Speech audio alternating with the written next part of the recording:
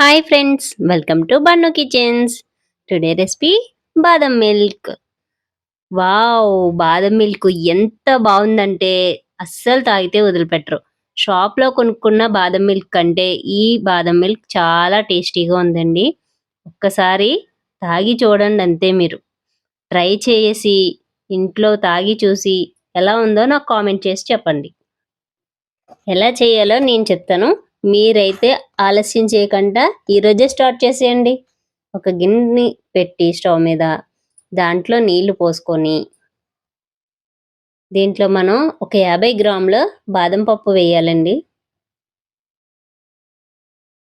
ఒక 50 గ్రాముల బాదం పప్పు వేసి దీన్ని కాస్త ఉడకనివ్వాలి. ఇలా ఉడికిన తర్వాత ఒక గిన్నెలోకి తీసుకోవాలి బాదం పప్పునంతటిని.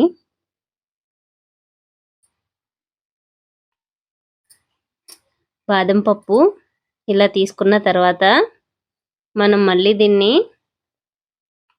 కొంచెం నార్మల్ వాటర్ వేసుకోవాలండి ఈ గిన్నెలోని. ఈ గిన్నెలోని నార్మల్ వాటర్ వేసుకోవాలి బాదం పప్పుల్లో.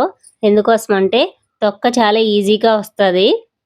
నార్మల్ వాటర్ వేసుకుంటే వేడి వేడి పక్క తీసేసి నార్మల్ వాటర్ వేసుకుంటే చూడండి, నేను తీసి చూపిస్తాను ఎంత ఈజీగా వస్తాయంటే. జస్ట్ ఇలా టచ్ చేస్తే అలా వచ్చేస్తాయి. ఇప్పుడు వీటన్నిటిని మనం తొక్కలు తీసేసుకోవాలి. ఈ పప్పులన్నిటికీ కూడా ఇలా తొక్కలు తీసేసుకుంటే చాలా ఈజీగా ఉంటుందండి. మనకి బూస్ట్లు, బోర్న్‌విటాలు, కాంప్లెన్‌లు, హార్లిక్స్‌లు ఇవన్నీ అలవాటైపోయి బాదం పాలు ఇంట్లో ప్రిపేర్ చేసుకోవట్లేదు కానండి. బాదం పాలు ఇంట్లో ప్రిపేర్ చేసుకుంటే ఆహా! ఎంత ఆరోగ్యంగా ఎంత బలంగా ఉంటాం. ఇప్పుడు ఈ పప్పుని మనం మిక్సీ పట్టుకోవాలి. తొక్క తీసేసిన పప్పంతాని మిక్సీ పెట్టుకొని పక్కన పెట్టండి దీన్ని. ఇప్పుడు స్టవ్ పైన గిన్నె పెట్టి మనం దీంట్లోకి ఒక హాఫ్ లీటర్‌ని పాలు తీసుకుందాం. ఈ పాలు కాస్త చిక్కగా మరిగించుకోవాలి మనం. మీగడ పాలైతే చాలా బాగుంటుందండి మనకి బాదం మిల్క్‌కి.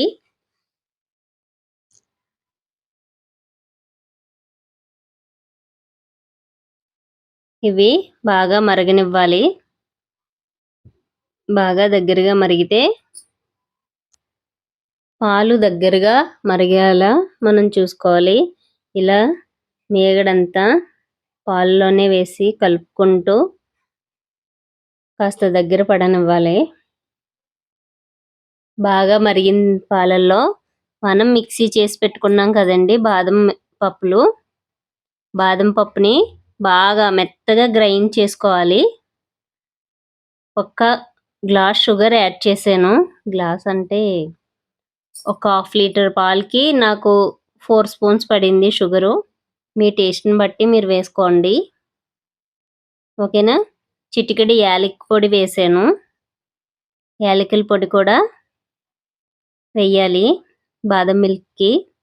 ఇప్పుడు మనం మిక్సీ చేసుకొని పెట్టుకున్న ఈ బాదం పప్పునైతే వేసేస్తున్నాను.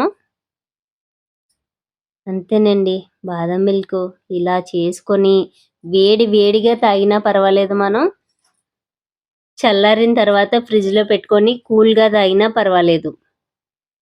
ఇది ఫ్రిడ్జ్‌లో పెడితే 1 వీక్ వరకు ఉంటుంది.